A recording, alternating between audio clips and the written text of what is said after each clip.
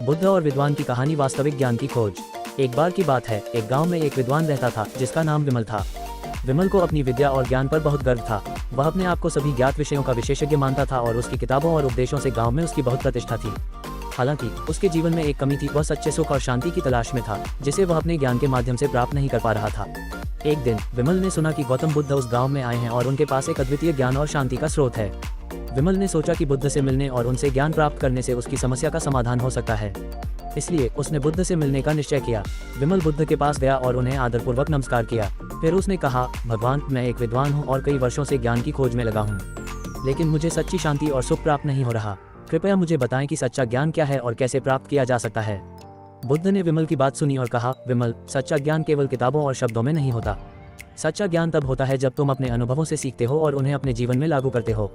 विमल ने पूछा, लेकिन भगवान, मैं अपनी विद्या के माध्यम से हर तरह का ज्ञान प्राप्त करने का प्रयास कर रहा हूँ, फिर भी मुझे सच्ची शांति और सुख क्यों नहीं मिल पा रहा। बुद्ध ने मुस्कुराते हुए कहा, तुम्हारे ज्ञान के पंथ बहुत बड़े हैं, लेकिन तुम्हारा अनुभव बहुत सीमित है। ज्ञान का वास्तविक अनुभव तब होता है जब तुम उसे अपने जीवन में प्रयोग करते हो।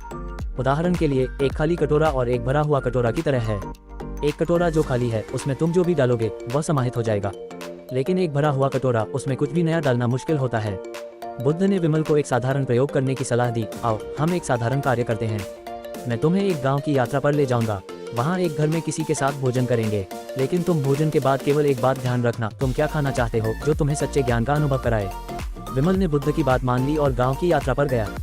वहाँ उसने एक साधारण घर में भोजन किया और देखा कि वहाँ लोग खुश और संतुष्ट थे, जबकि वे बहुत साधारण जीवन जी रहे थे। उन्होंने देखा कि इन लोगों की सादगी और संतोष उनके जीवन का असली धन था।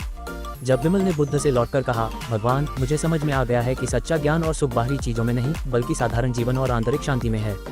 बुद्ध ने हंसते हुए कहा, तुमने सही समझा। सच्चा ज्ञान तब प्राप्त होता है जब हम अपनी विद्या को अनुभव और साधना के माध्यम से समझते हैं। जीवन की साधारण चीजें और आंतरिक शांति ही सच्चे ज्ञान और सुख की कुंजी है।